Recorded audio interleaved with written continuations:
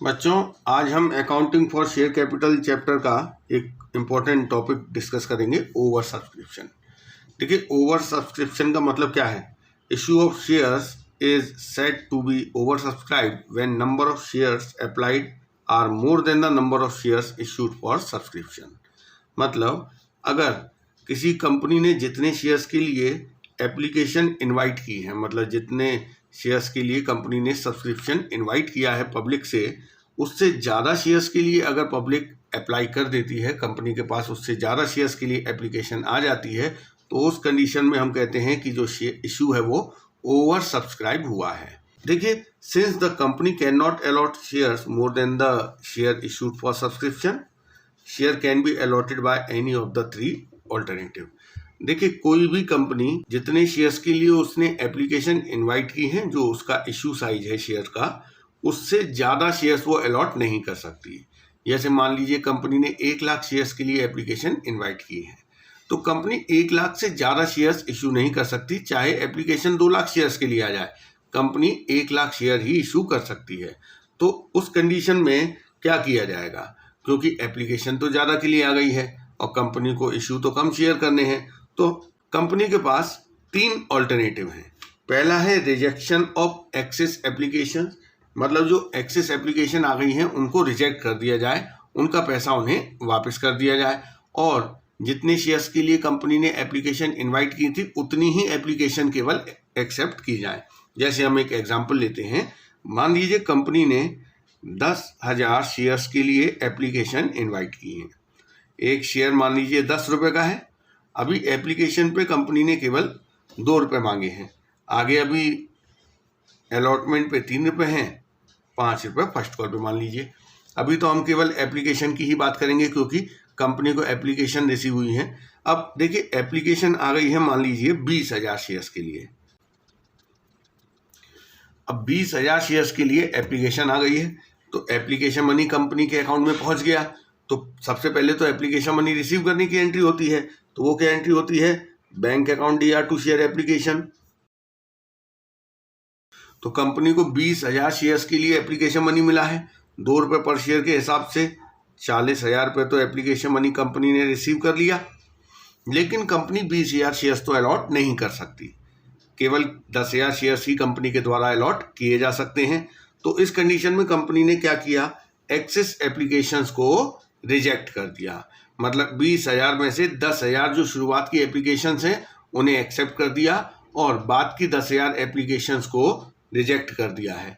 तो उस कंडीशन में देखिए, यहाँ पे जो एप्लीकेशन मनी आया है ये तो 20,000 शेयर्स का आया है, इसमें से केवल 10,000 शेयर्स का ही एप्लीकेशन मनी शेयर कैपिटल में ट्रांसफर किया जाएगा, क्योंकि जिन एप्लीकेंट्स को शेयर दिए जाएंगे केवल उन्हीं का एप्लीकेशन मनी शेयर कैपिटल में ट्रांसफर होगा और बाकी का एप्लीकेशन मनी रिफंड कर दिया जाएगा, क्योंकि उनकी एप्लीकेशंस को क्या किया गया है? रिजेक्ट। तो पहला अल्टरनेटिव ये है। तो दूसरी एंट्री में क्या होगा? देखिए, शेयर एप्लीकेशन अकाउंट DR। देखिए, शेयर एप्लीकेशन अकाउंट कितने से DR होगा? जितने से यहाँ CR हुआ है, 40,000 रुपये से।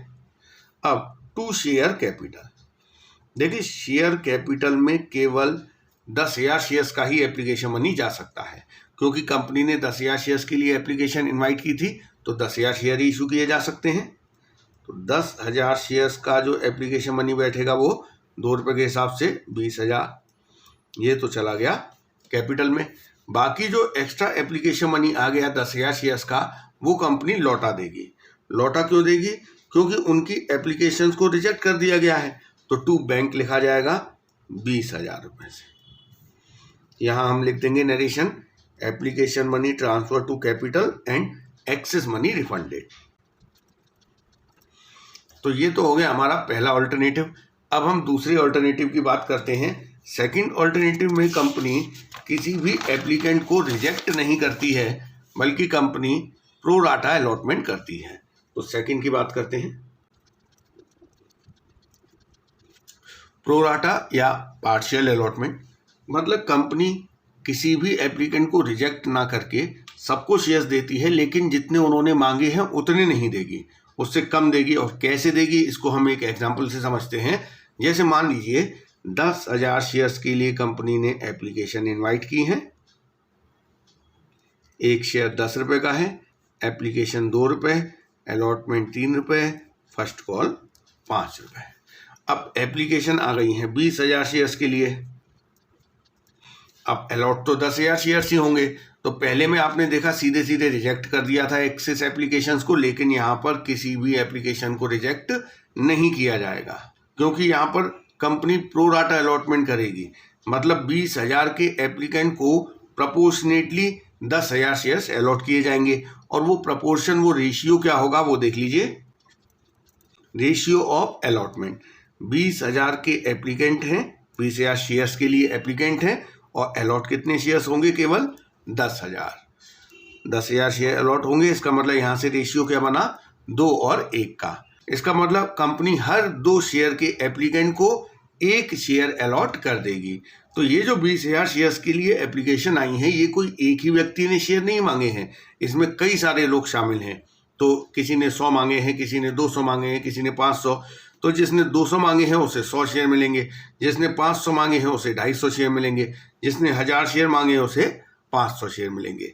तो इसको कहा जाता है प्रो राटा अलॉटमेंट। देखिए, जब कंपनी प्रो राटा अलॉटमेंट करती है तो उस कंडीशन में एक दिक्कत ये आती है कि जो एप्लीकेशन मनी का एक्सेस है उसका क्या करना है। देखिए, उसके लिए हमें बनानी पड़ेगी एक टेबल।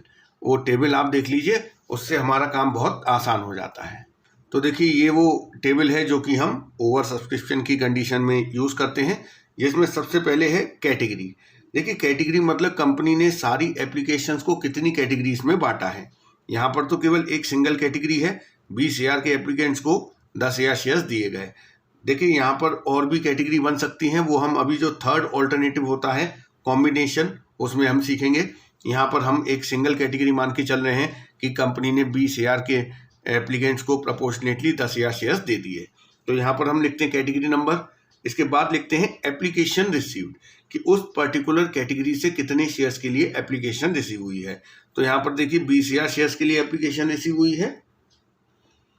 इसके बाद आता है शेयर्स अलॉटेड। यहाँ देखिए कंपनी ने इस कैटेगरी को कितने शेयर्स अलॉट किए? पूरे 10,000, क्योंकि एक सिंगल कैटेगरी है। इसके बाद यहाँ लिखते हैं एप्लीकेशन मनी रिसीव्ड। तो देखिए, एप्लीकेशन मनी जो रिसीव होता है वो नंबर ऑफ शेयर्स जितने के लिए उन्होंने अप्लाई किया था उसके अकॉर्डिंग रिसीव होता है।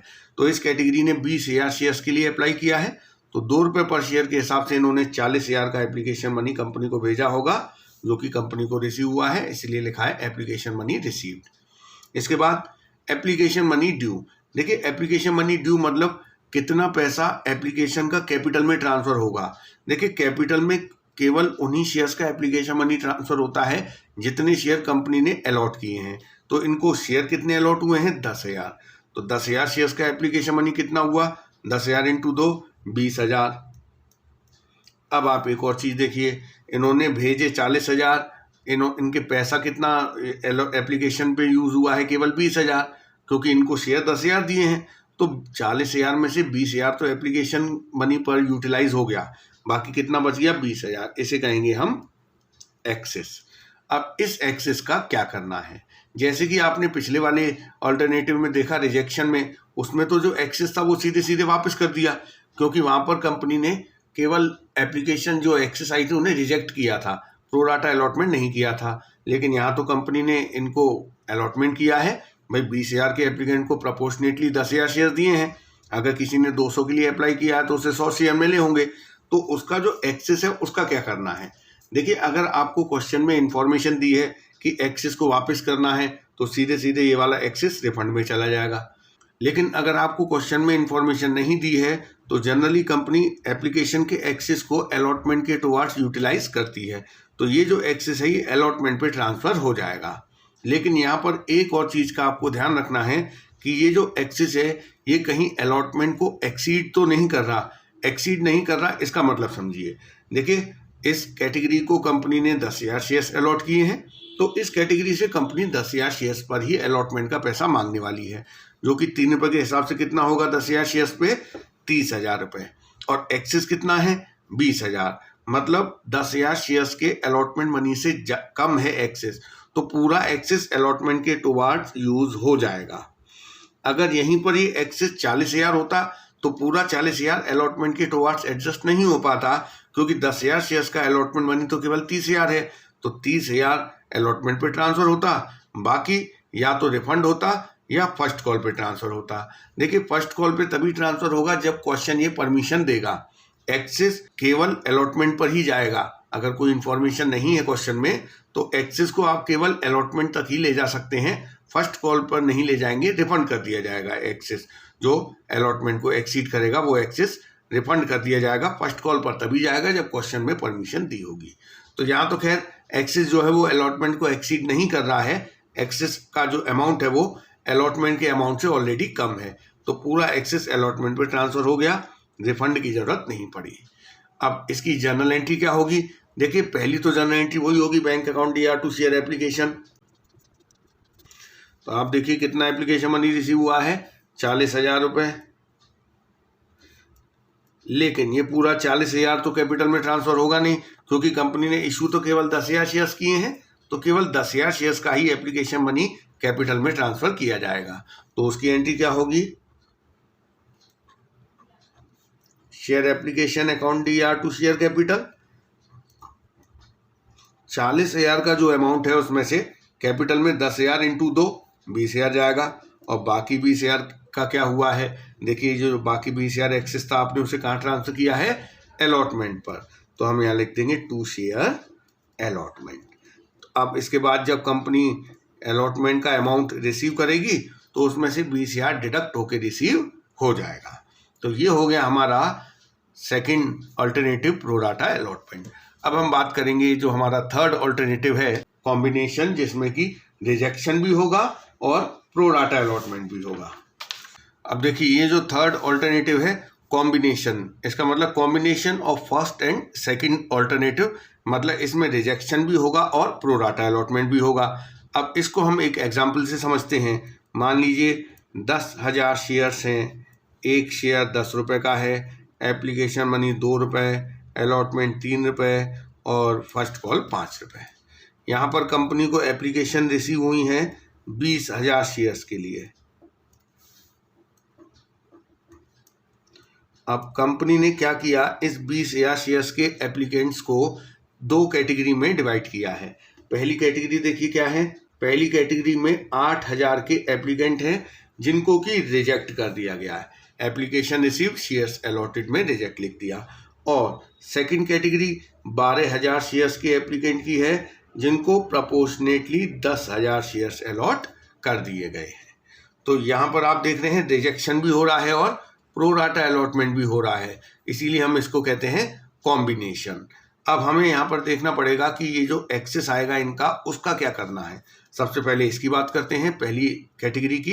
इन्होंने कितने शेयर्स के लिए अप्लाई किया? 8,000 शेयर्स के लिए। पर शेयर 2 रुपये के हिसाब से इन्होंने कंपनी को भेजा होगा 16,000 रुपये। लेकिन इनका एप्लीकेशन मनी ड्यू नहीं होता है कुछ भी। क्यों नहीं होता? क्योंकि इनको शेयर्स दिए ही नहीं गए हैं, तो इनका एप्लीकेशन मनी ड्यू नहीं होगा। पूरा का पूरा 16,000 इनका कंपनी के पास एक्स्ट्रा आ गया है। कंपनी इस पैसे का क्या करेगी? अलॉटमेंट पे तो ट्रांसफर नहीं कर सकती, क्योंकि इस कैटेगरी के लोगों को शेयर ही अलॉट नहीं किए हैं, तो इनसे अलॉटमेंट का पैसा क्या मांगा जाएगा? तो इनका पैसा इन्हें कर दिया जाएगा रिफंड। इसके बाद हम सेकंड कैटेगरी की बात करते हैं। इन्होंने 12,000 शेयर्स के लिए अप्लाई किया है, तो 2 रुपये पर शेयर के हिसाब से इन्होंने 24,000 रुपये एप्लीकेशन मनी सेंड किया होगा। कंपनी ने शेयर्स कितने दिए इन्हें? 10,000। तो 2 रुपये के हिसाब से 10,000 शेयर्स का एप्लीकेशन मनी कितना बनता है? 20,000। अब ये जो इनका एप्लीकेशन मनी ड्यू है 20,000, उससे ज़्यादा ये भेज चुके हैं, तो इनका 4,000 रुपये एक्सेस आ गया है कंपनी के पास। कंपनी इनका एक्सेस इन्हें लौटाएगी नहीं, जैसे कि इनका एक्सेस इन्हें लौटा दिया था, लेकिन इस कैटेगरी का एक्सेस नहीं लौटाया जाएगा, क्योंकि इस कैटेगरी को कंपनी ने 10,000 शेयर्स अलॉट किए हैं, और जैसे ही अलॉटमेंट के लेटर भेजे जाते हैं तो कंपनी अलॉटमेंट का पैसा मांगती है, जो कि 3 रुपये पर शेयर है। तो 10,000 शेयर्स पर कुछ दिन बाद जब एप्लीकेशन का प्रोसेस कंप्लीट हो जाएगा, कंपनी अलॉटमेंट का पैसा मांगने वाली है 30,000, तो उस 30,000 के टुवर्ड्स इस 4,000 रुपये को यूटिलाइज कर दिया जाएगा। तो यहाँ पर इनका पैसा इन्हें वापस करने की ज़रूरत नहीं है, वो अलॉटमेंट पर ट्रांसफ़र हो गया है। तो इस तरीके से आप देखिए, हम टोटलिंग करेंगे कि 20,000 शेयर्स के लिए एप्लीकेशन आई है, 10,000 शेयर अलॉट हुए हैं, एप्लीकेशन मनी रिसीव हुआ है 40,000 रुपये, लेकिन ड्यू केवल 20,000 हुआ है, 20,000 एक्सेस है, जिसमें से 4,000 अलॉटमेंट पर गया और 16,000 रिफंड हो गया। अब हम इसकी जर्नल एंट्री देख सकते हैं। सबसे पहली एंट्री होती है एप्लीकेशन मनी रिसीव करने की। तो देखिए एप्लीकेशन मनी रिसीव करने की वो एंट्री होगी bank account DR to share application. तो एप्लीकेशन मनी आप देख रहे हैं कितना रिसीव हुआ है, 40,000 रुपये। अब ये 40,000 में से कितना एप्लीकेशन मनी कैपिटल में जाएगा और कितना रिफंड होगा और कितना अलॉटमेंट पे ट्रांसफ़र होगा, ये सब हमें यहाँ पर दिखाई दे रहा है। तो इसलिए काम हमारा आसान हो जाता है टेबल बनाने के बाद। तो देखिए यहाँ पर शेयर एप्लीकेशन अकाउंट DR। अब एप्लीकेशन अकाउंट तो 40,000 से DR होगा, इसमें से शेयर कैपिटल में कितना ट्रांसफ़र किया जाएगा। आप देखिए कितने शेयर अलॉट किए गए हैं, 10,000। तो केवल 10,000 शेयर्स का ही एप्लीकेशन मनी कैपिटल में जाएगा 20,000 रुपये, जो कि आप यहाँ देख सकते हैं। ये एप्लीकेशन मनी ड्यू। तो ये 20,000 ट्रांसफ़र हो गया। अभी भी 20,000 बच गया है। इस 20,000 में से आपने 4,000 ट्रांसफ़र किए हैं अलॉटमेंट पर, तो हम लिख देंगे टू शेयर अलॉटमेंट। और 16,000 रुपये क्या किए, रिफंड वापस, तो वो हम लिख देंगे टू बैंक। तो आपने देख लिया कि किस तरीके से हम ओवर सब्सक्रिप्शन का ट्रीटमेंट करते हैं। ये तीनों केस आपको अच्छी तरीके से आने चाहिए, क्योंकि आपका जो बोर्ड में एग्जाम में क्वेश्चन आएगा उसमें ये ओवर सब्सक्रिप्शन का टॉपिक जरूर होगा। तो इसे आप अच्छी तरीके से तैयार कर लीजिए।